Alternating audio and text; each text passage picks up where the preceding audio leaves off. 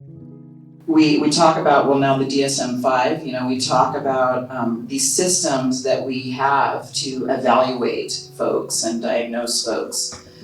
We cannot talk about that without acknowledging the history of, again, anti-blackness, junk science, eugenics, these notions of less than human.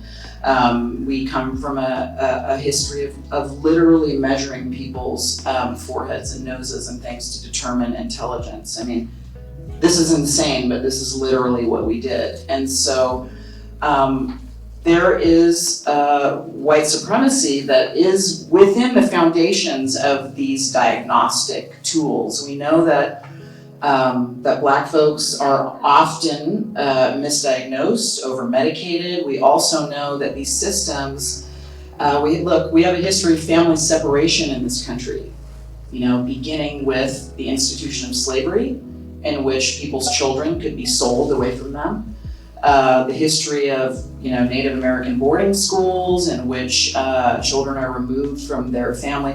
We have a history of family separation, and so some of these systems have been utilized, weaponized. So there's an inherent mistrust of systems, which is why the Black Therapy Fund is so important. So the culturally competent therapy program that we run, the Black Therapy Fund through Sonoma County Black Forum, with partnership from the Santa Rosa Sonoma County NAACP, provides that space where people are going to at least have some personal understanding of what it is like to have your lived experience. They may share your lived experience. They're going to understand what it's like to walk in the world as a person of color and how that intersects with gender and socioeconomics and sexual orientation and gender identity and age and all of that, and education, right? Such a pressure on Black, Indigenous people of color to work harder, to try harder, to be resilient, and we are resilient. Our resilience and our brilliance is part of the fabric of this culture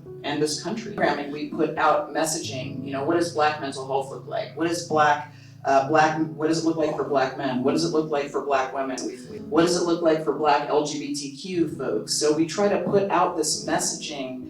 I even have some therapists with masters in divinity and people that can speak through a more spiritual way. So we try to really meet people where they're at. And a lot of what we do is removing the stigma, removing the barriers and saying, it's okay. It's actually resistance to center your self-care. To thrive is resistance.